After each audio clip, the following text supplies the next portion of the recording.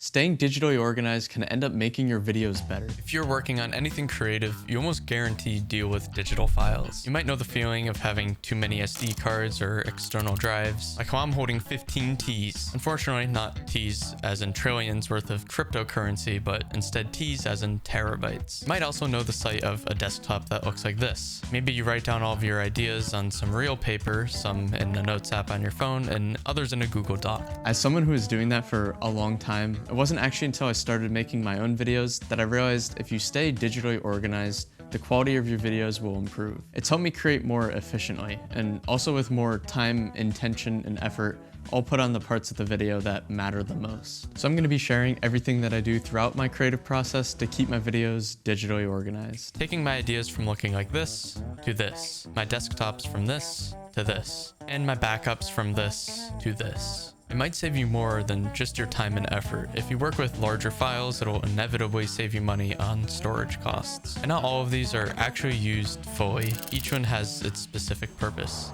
and this is my system.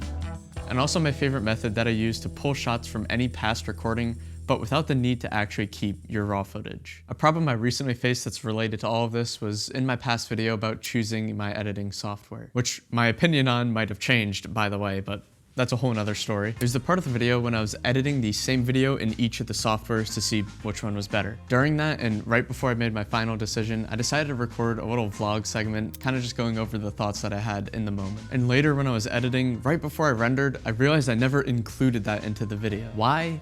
Because I recorded it on a different day and I didn't have it stored with the rest of the footage from the video. And I do think having that segment in the video made it better. It kind of gave my live perspective on things where I had the same amount of knowledge that the viewers watching had at that point. And it also played a nice contrast to the storytelling and voiceover style that the rest of the video was in. I think it would have been a pretty big miss if I didn't remember. So this not only made me realize that file disorganization can make your videos worse, or well, I guess rather stop them from being better, but I also think that these things are just not talked about enough. It's obviously less exciting than like a camera review or computer review, but I actually think this is more important. Having a clear structure for your ideas, your script, your shot list, and the whole rest of your video is essential for it to be as best as it could be. And of course, this also makes the process much more efficient and also more enjoyable. Starting as a video editor for other creators, I had a lot of unorganized files. Once a video was done, I was done. So before I took the venture of fully creating my own videos, I wanted to make sure all of my previous work was set, organized, and backed up. I took like a whole day just backing up and going through probably about 1,000 client videos. I just like to keep the final rendered video and as well as the project file. I think if you're any kind of video editor or graphic designer, it's always good to keep the project file because I think it kind of serves as a proof of work, but generally it doesn't matter that much since you would have to have a lot of them to fill up these drives. They're pretty small files. I'm realizing now that I have a bunch of drives and even USB drives and a whole bunch of other stuff kind of just laying around. I have to find a good system. And to start, I have these two Toshiba 2 terabyte hard drives, old fashioned. And these are the drives that I stored all of my old client work on. I even went as far as taping a little piece of notebook paper down and writing out the dates and what clients are on what drive. And pretty much both of these are completely filled up. I then have this pretty cheap 250 gigabyte drive. I don't trust it to not corrupt, so I only store all of my editing assets on there. Things like sound effects, some of a music library, and also things like video overlays and pretty much anything that I would need to reference for editing. And then my next drive is a SanDisk 2 terabyte SSD. This one is almost never full. I kind of just use it as a double backup for certain footage and folders, like, again, my editing effects. And my most two used drives are these Samsung T7s. The first one is this 1 terabyte, which holds all of my ongoing video footage. Originally, I was actually completely editing my videos off of this, but I recently upgraded my MacBook from 512 gigs to 2 terabytes. So now I'm actually able to store my videos on my laptop. Super convenient, by the way. So now I kind of just use this to store videos and footage that just aren't being edited yet.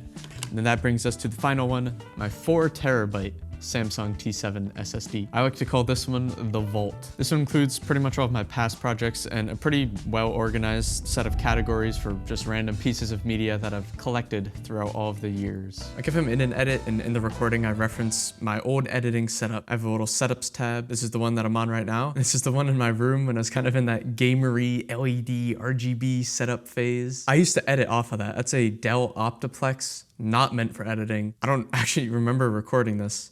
but for whatever reason, it kind of looks like CCTV footage of a horror movie. Like under random job creation documents, this is when I did an edit for a basketball influencer and Will Smith reposted it and he said, "This is hot." To be clear, Will Smith does not know I exist, but he liked my edit, so that's cool. Although having to light and record and also be the one on camera is a pretty big adjustment from just editing for other creators, what I realized I needed to put more attention into is the pre-production and planning.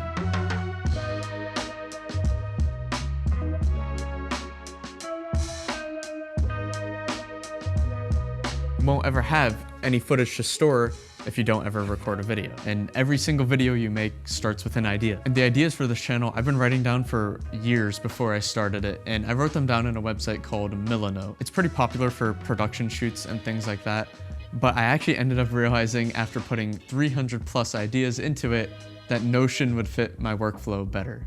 I've been ruthlessly organizing everything. I had, I don't even know, maybe 200 ideas in Milano. I wanted to move into Notion because I felt like that was a little bit easier. Like seeing it all out and laid out, it helps you, it's laser focused. I'm like, I see all this, I can literally see what I have to do. I'm really starting to see how the course of the video would go and kind of the structure of it. And that makes it so much easier to pick up a camera and record. Again, it's the idea of seeing your visions come to life. All of this digital organization is just gonna make that happen quickly, efficiently, and to the best of the ability. Notion's database system was pretty much perfect for my needs because you're able to make an entry and then open that entry as its own page. So after moving everything into my Notion database, which I can just gloss over now in like a 5-second sentence, but past me spent 2 weeks meticulously taking video, trying to combine them, write a little blurb of each all into this huge document. At one point, I even had to go through all of them again just to make an adjustment on the way it's organized. But I actually do think it was worth taking the time to do that. Making sure you have a system that organizes things the way that works for you is really important, because once you have a system that works efficiently for the way you choose to plan to create things, that only opens up a lot more time to actually create. But finally, I had all of my ideas in one spot with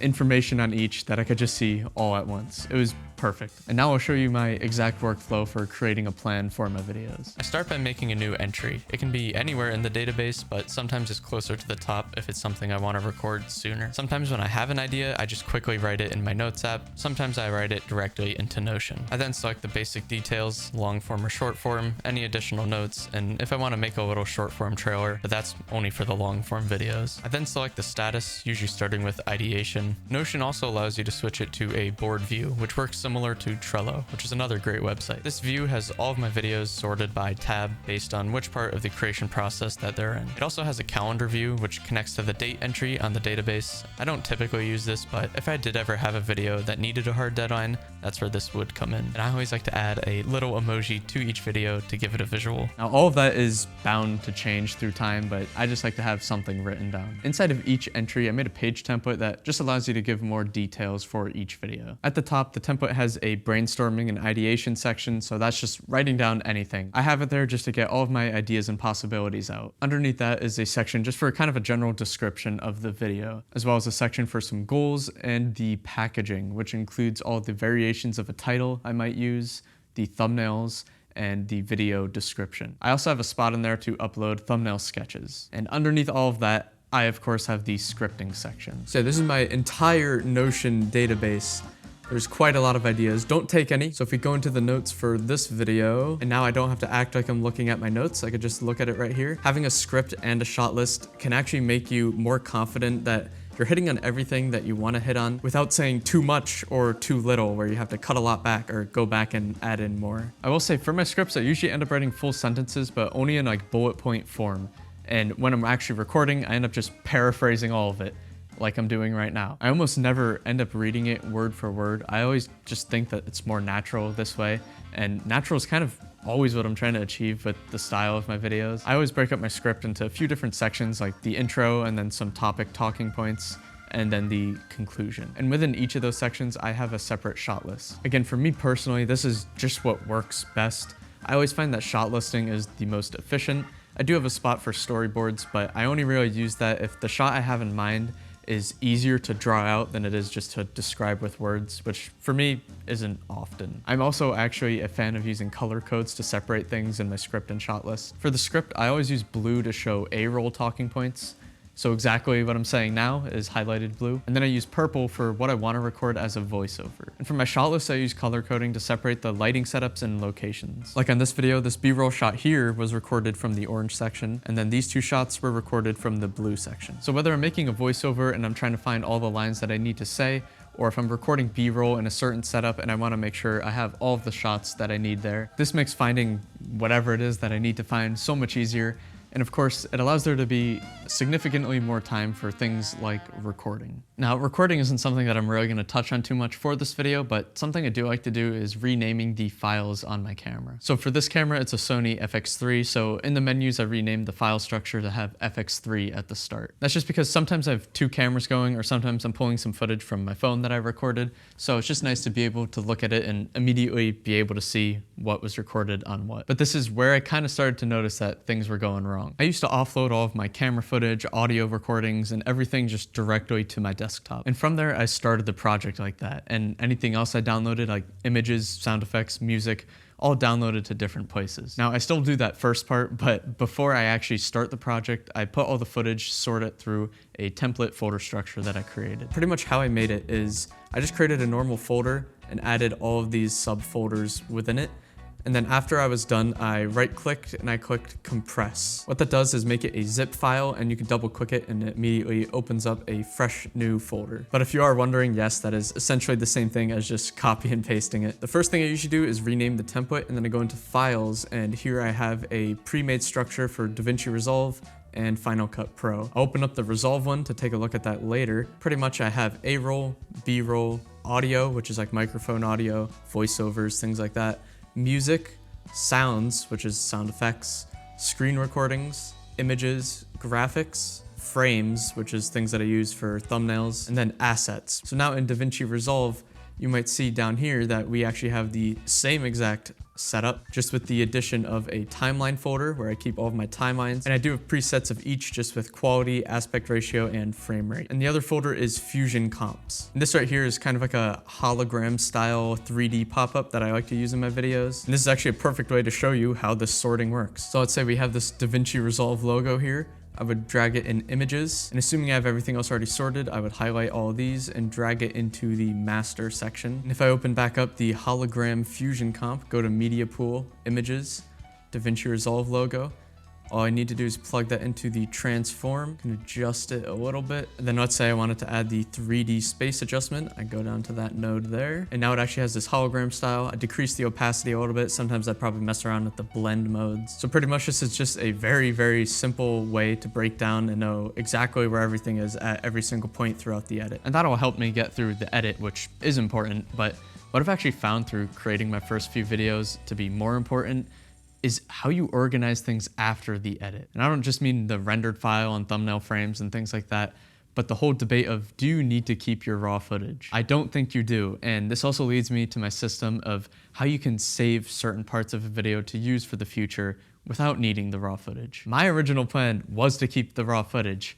but it wasn't until I finished my first few videos and I looked at the file sizes and it was over 100, sometimes even up to 200 gigabytes per project. That made me realize that I need to change my mind. If a video has special significance, which none have yet, I would put a little asterisk in the folder name and save everything there is for the project. But yeah, for all of my videos so far, I've deleted it. But before I do that, there's always a few things that I do. Some people go to websites, even pay subscriptions for stock footage. If they need a shot of someone working on a laptop and they don't have it, you could just download it and use theirs. But since my first video, I've been creating my own stock footage library. I go clip by clip, and if anything has the potential to be used in a future video, like a shot of me editing on my laptop, I go ahead and copy it over. I sort it by action, I trim it down to the exact part that I need, and I rename each file. I sometimes end up taking multiple shots from the same sequence together, and I keep them together, and as well keep them in log footage. This ensures that I just have the maximum flexibility of using them in future projects. Because I do this, I actually feel so confident that I'll never need the rest of the raw footage, so I delete it. And that clip that you just saw, was actually a clip from my stock library. And I know the idea of losing a piece of video forever and never knowing if you're actually going to need to reference it again is kind of scary, but you don't need to keep everything. What I do keep though is any graphic and song that I use. I think it's important to have some things that you can always reference back on if there's any part of it that you like. After everything is either copied over or deleted, I then back it up to my 4TB SSD. Additionally, I also keep a backup of my stock library on here, as well as the SanDisk one. And usually the most recent version of my stock library is just sitting on the internal SSD of my laptop. So if we open that here, you can immediately see the 4 different categories and then also the vertical section. I do like to keep the things that are recorded specifically in vertical separate. And here we go. In the working, I have tons of things. Me working on a laptop here, closing a laptop close up. This one where I just pick up a camera. I like to save as many of them as I can because I don't like to often reuse them. So especially in the editing one, I have all of these clips of me. I just want as much things to pull from as possible, so it still seems like a fresh, intentionally recorded clip that fits the video rather than just reusing the same clip every single time. And then for whatever reason, I have a cooking one. I find myself making some cool clips cooking. Like this is kind of fun one that I got. I put a piece of saran wrap over my camera lens and then drizzled some sriracha on it. It didn't come out exactly as I thought it would, but hey, it's cool. And then I have all the tech B-roll, like kind of product shots, things like my old MacBook. And then I have other actions, things like me typing on a phone, or this kind of cool shot of me writing on a piece of paper. And as you can see right now, it is sitting just under 40 gigabytes, which actually is not that bad at all, considering how many gigabytes is actually saved by making this, and also how much flexibility it allows me to have in future videos if I ever need a shot. Being digitally organized has saved my brain power from being spent on the admin tasks and instead allows it to be spent on making the creative decisions that matter. And I know none of the things I went over are groundbreaking, but they don't have to be for it to be effective. This hasn't just made my creation easier and more efficient, but also less costly, since I don't have to buy a crazy amount of storage and the websites I use like Notion are completely free. Since my goal with this channel is to document the creative lifestyle, YouTube ends up kind of working as a database for all of my videos and my entire creation journey that I share. And if that's something that you want to follow along with, feel free to subscribe.